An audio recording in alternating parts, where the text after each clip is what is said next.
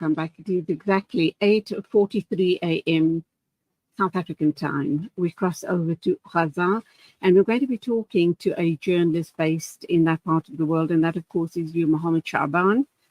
You are a Palestinian journalist, and the reason we're talking with you today is the horrific killing once again of journalists in Palestine.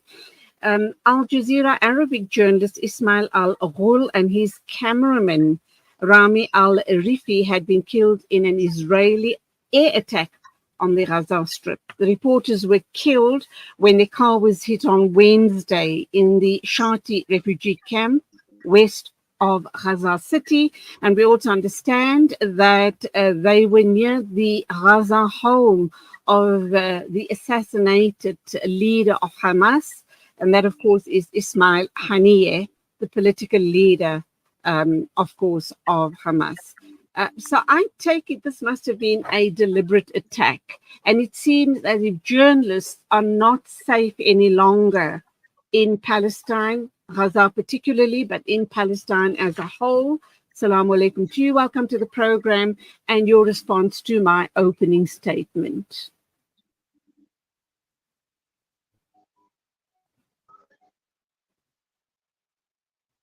Mohammed, did you hear my opening statement? Yes, wa alaikum assalam. Can you hear me well? Yes, I can hear you now. Please proceed. Yes. You know that yesterday we lost two of Palestinian journalists who convey the Palestinian message to the world, reach the reality from inside Gaza to the outer world, and it's not an easy message here. It's not an easy job here in Gaza because it's full of risks and dangers. And unfortunately, as you said, that the Israeli occupation deliberately targeted those journalists in an attempt or in a way to prevent the reality and the crimes they committed against us to go outside to the world, so the world know more about us. And I can say simply, unfortunately, it's our life here in Gaza. It's not only about journalists in specific. Everyone here in Gaza are not safe, is not safe, and everyone here in Gaza might die anyway, or might lose his life in a blink of an eye, because simply there is no safer place in Gaza. There is no respect to the human rights laws or principles when iterating with the civilians here in Gaza. Unfortunately, this occupation doesn't discriminate between who is or who is civilian or not, who is wanted or targeted or not. Everyone here in Gaza are the bag of targets for the Israeli occupation, including the journalists in specific, because they are the core of our community who tell the full story to the world, and by whom the world know more about us. So, how have the recent killings of journalists in Gaza particularly affected the local journalism community and the way you approach your work? You know something that here in Gaza, unfortunately, we all, whether we work or not, we all expect to lose our lives anytime, in unexpected way.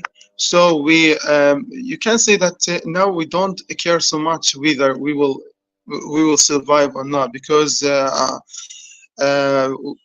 this is the life in Gaza, unfortunately. But you can say that killing those journalists, yes, it might affect the media work or the media sector here in Gaza. It might affect our work as activists and journalists, because we will face many difficulties in reaching the reality to the outer world, and we will face difficulties that this work is full of risks. But on the other hand, you have to know that everyone in Palestine, especially in Gaza, is a journalist himself. Everyone is an activist. Everyone is a messenger. Everyone tells his story in his way to reach it to the world. And you can say a lot of people, a lot of Palestinian youth and social media are trying to cover what is happening in Gaza in many ways. Sometimes by comedia, sometimes by social experiences, or sometimes by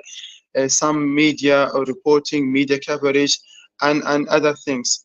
So the point is that yeah, this affects our work, losing more journalists. But on the other hand, we will not give up. We can tell our story by many ways. Yeah. Do you feel that these incidents are part of a broader, deliberate pattern of targeting journalists in Gaza so that your stories don't go out to the world? Yeah, absolutely. Yeah, because you know that this since the Israeli occupation of Palestine, they tried to change the Palestinian historical sites, the demography and the people. They tried to displace all Palestinians from their homes in an attempt to convince the world that this land is the land of Israel, and there is no rightful Palestinians in this land. And one of the ways they they followed, I mean, the policies they followed to cover their crimes is by killing everyone. Every voice talks about Palestinians, and it's not against journalists in specific. Also, those who participate in civilian protests, peaceful protests, or diplomatic meetings or activities that talks about Palestine are targets for the Israeli occupation. And yeah, this is an important this is a main policy that the Israeli occupation follow to hide the reality, to hide their crimes against us. And we cannot forget here Shireen Abu Aqla, that all the world know her story, that she was targeted by an Israeli snipers, and until now there is no until now there is no accountability for the criminals who did this crimes, committed these crimes. And there is a lot of there is dozens, and I can say hundreds of stories of such stories against the other journalists in Palestine. Some of them, their stories were told, and others their stories were hidden.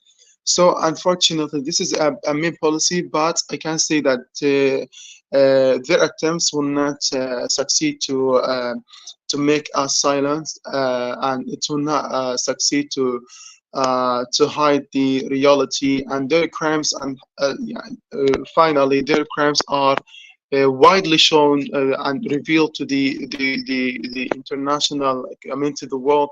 And now the people around the world know what the Israeli occupation are doing, or what are the crimes they are committing against the Palestinians here in Gaza. Okay, before I ask you my final question, I just want to read something by Premika David. She's posted something on Facebook regarding these horrors of the killings of journalists. She says, "Our prayers are with you all for peace, restoration, protection, and freedom in Gaza and the wider Palestine. Do not lose hope. Freedom will come." Thank you indeed, Premika, for your encouraging words. And let's get back to you, Mohamed Sha'aban.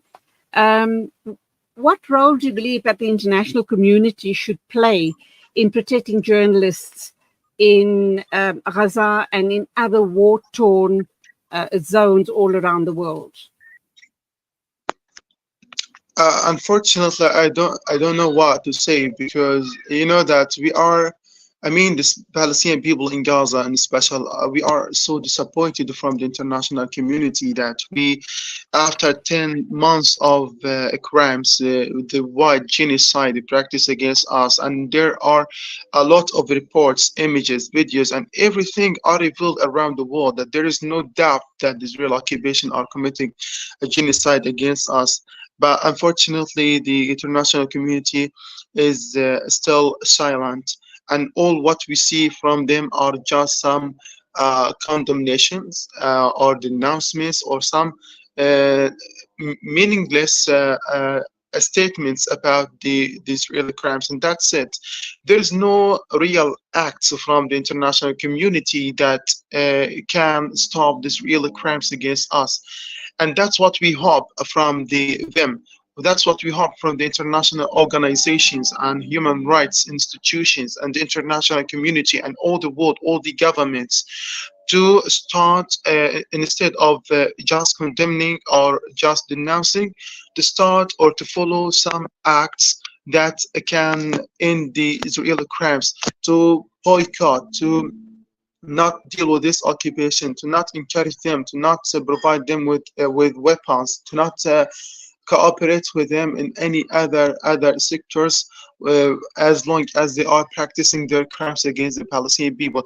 This is what we want from the international community. We want them to act to end this war and to end this tragedy for tragedy of the Palestinian people. To not just talk. We don't want people to talk about us. We can't talk about ourselves, but we want some acts.